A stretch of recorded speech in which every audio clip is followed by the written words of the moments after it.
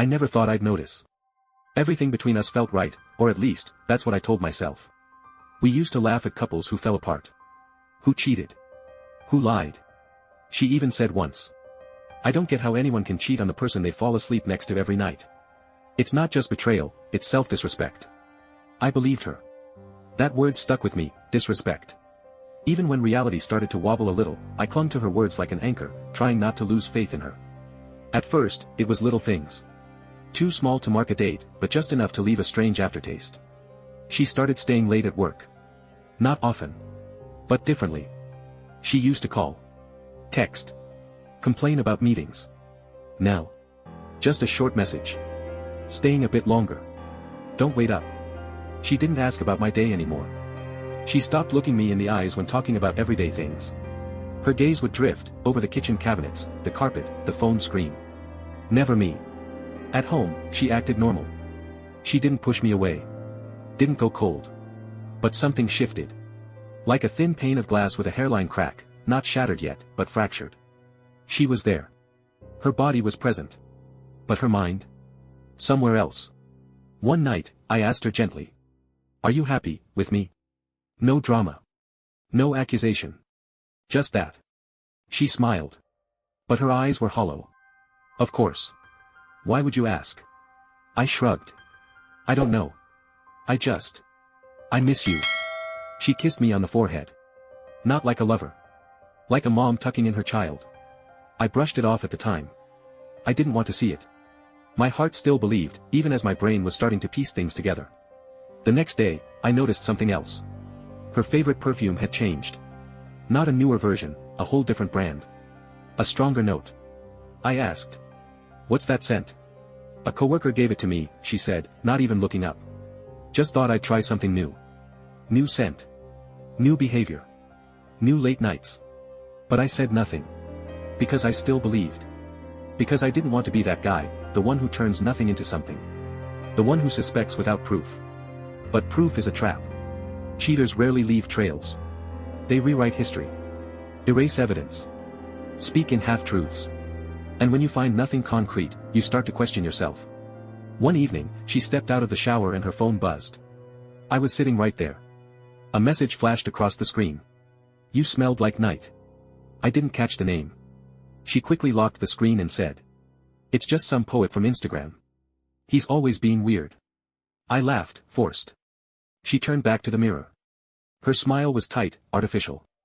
I remembered how she used to laugh, no filters, no tension. This woman. This wasn't her. Over the next few days, I found myself watching her like I was in a spy movie. Studying her breathing. Her tone. Her expressions. I felt like a secret agent in my own marriage. And the more I saw, the more my mind split in two. One voice whispered, "You're just being paranoid."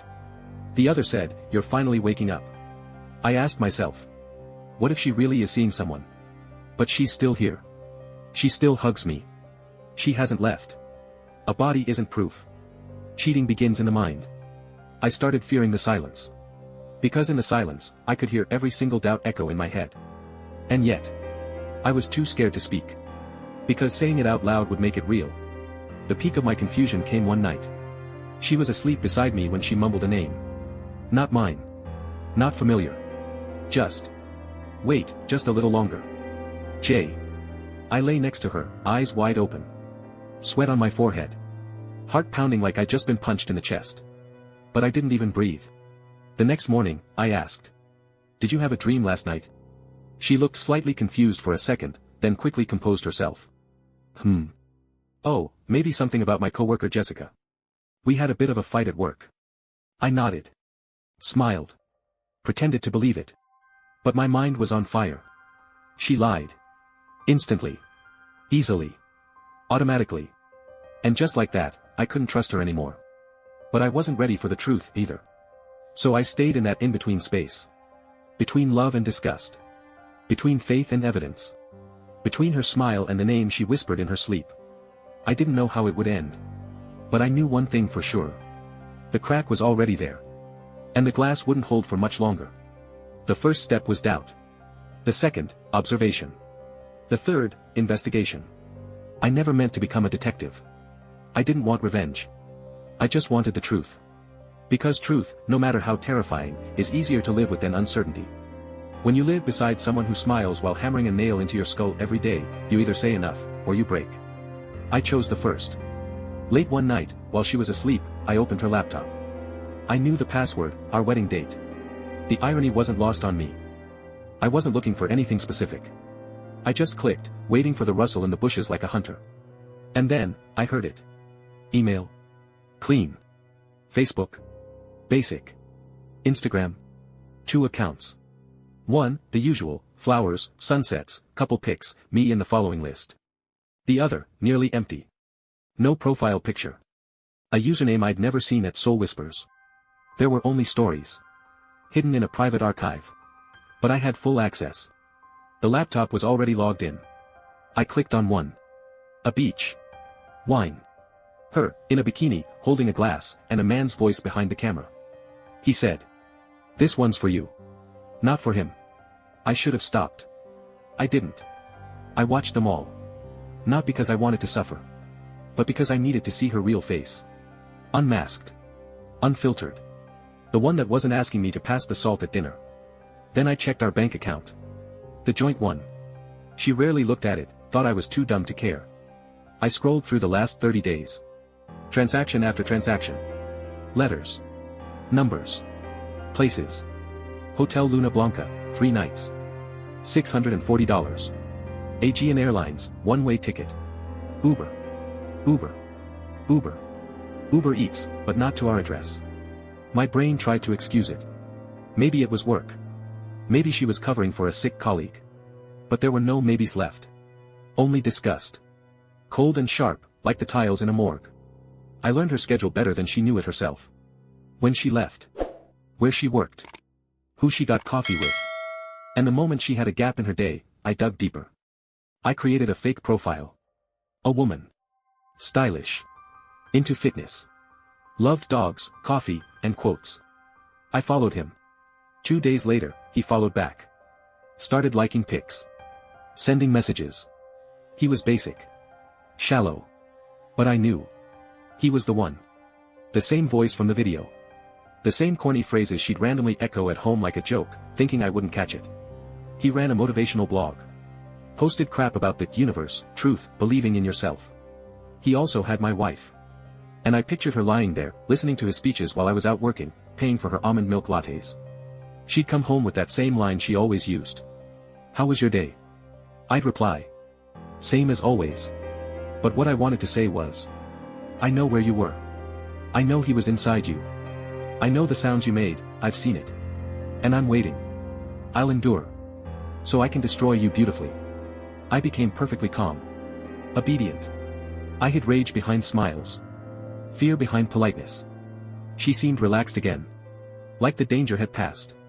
One evening, she left her phone on the kitchen counter. A message flashed.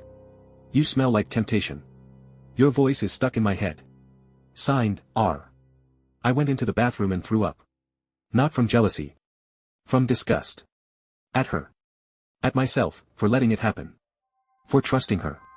After that, I installed a ghost app on her phone. She had no idea. I knew when she opened Instagram, who she texted, where she went. And you know what hit the hardest?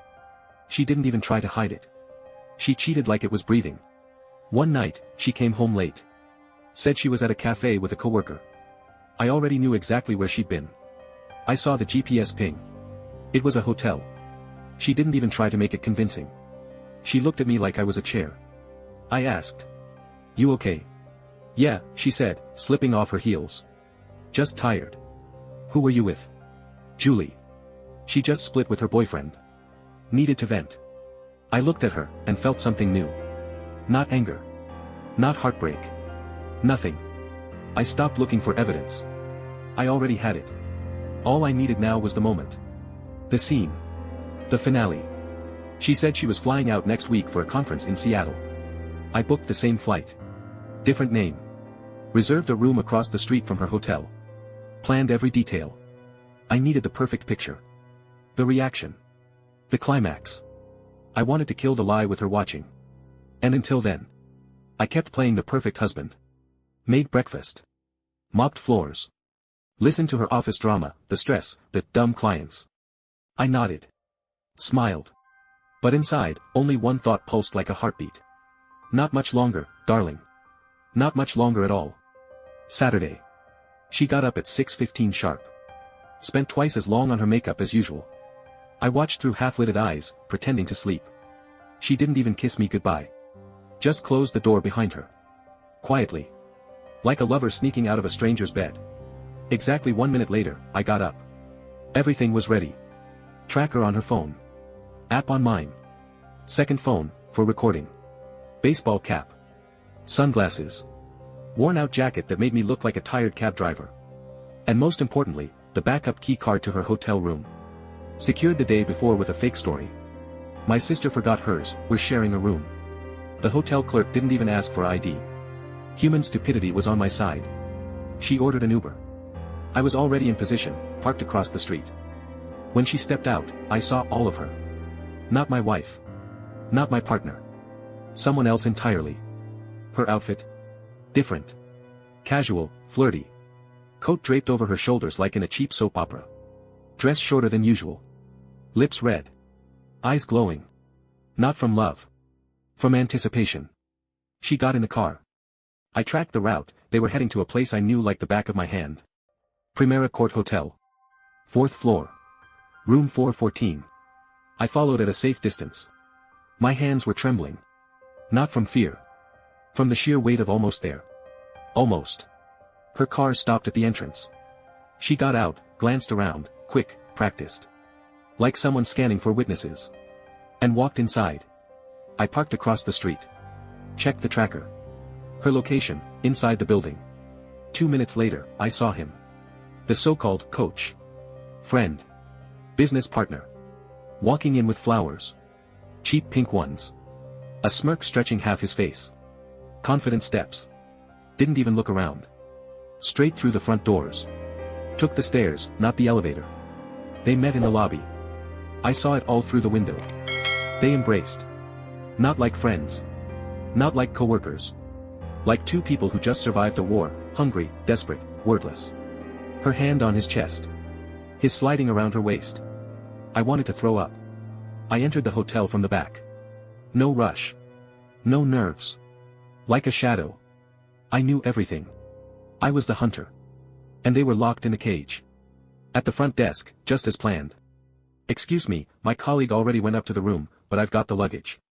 Can I get a key for 414? Of course, sir.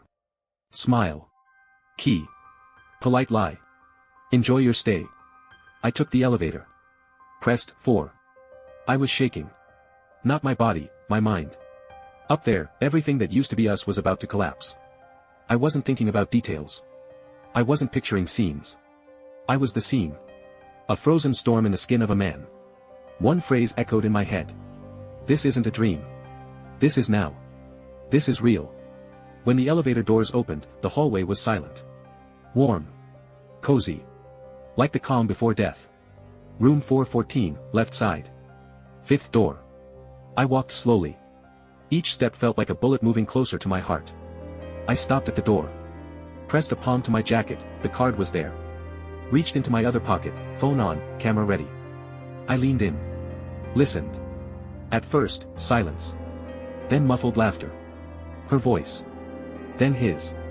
Then, moaning. My vision darkened. I stood there, hypnotized. My heart pounded like a man trying to break out of a locked room. Left hand shaking. Right holding the key. And in between, me. Trapped between two worlds. The one I came from. And the one I was about to enter. I could have burst in. Screamed. Broken things. Destroyed everything. But something inside me chose differently. Calm. My voice, the one in my head, whispered. Go in. See it. And remember, after this, nothing stays the same. I lifted my hand. Held the card to the reader. Beep, green light. I turned the handle. Anne. It's been 9 months. I don't remember the exact date of that night anymore. Not because I forgot. But because I stopped counting from it. She screamed when I walked in. Cried. Panicked. Ran around the room, covering a body I no longer cared to see. He stood there, frozen. Stupid. Naked. Terrified. I didn't say a word. Just hit record. 3 minutes of silence. 3 minutes of catharsis. And then I walked out, as quietly as I had come in. All the rage stayed behind. In that room. Between their bodies. Inside those walls that had heard more truth than I had during our entire marriage. Everything after that was smooth. The divorce, fast. She didn't fight it. Didn't argue. Maybe she still hoped I'd forgive her. But I wasn't that man anymore. I didn't scream. Didn't hit. Didn't humiliate. I just shut down. The first few weeks were a blur. I ate without tasting. Slept in fragments. Woke up not knowing where I was. On a friend's floor, with a borrowed blanket. And thoughts that didn't feel like mine. No one called me baby. And that felt good. Terrifyingly good. Friends didn't find out right away. The ones who knew both of us would text. Is it true? She really regrets it. You two were perfect. I stopped replying. What was I supposed to say? That perfect is often a lie. That Instagram is just a billboard for dead relationships. Her mother called. Cried. Begged me to give her daughter a second chance. For the first time, I heard fear in her voice. But that was no longer my war. I moved to a new city. Rented a small apartment with a big window and a silence that didn't suffocate me, it healed. New job. New people. Nobody here knows my story. And I'm not in a rush to tell it. Sometimes, late at night, I still think about her. Not as a person. More like a phenomenon. How easily someone can betray. How quickly love can be used as a tool of convenience. She didn't cheat because I was lacking. She cheated because she was empty. Hungry for attention. Reckless in her choices. And gifted in the art of lying. It doesn't hurt anymore. It's just unpleasant to remember. Like food that once poisoned you. In my memory, she remains the person who allowed herself everything. Because she believed I'd never find out. Her last message. I never read it. Just deleted it. Her voice had lost all value. I didn't become cynical. I just became someone else. Real betrayal doesn't start in the bedroom. It starts when someone kills your trust. Steps on it. Then dares to ask. But you still love me, right? No. Not anymore. I love silence. I love peace. I love myself, without lies. And now, when I walk down the street and see happy couples, I don't feel envy. I just quietly think to myself. I hope you're both real. Because if you're not, someone's going to end up standing at the door. Holding a key that was never meant to be theirs.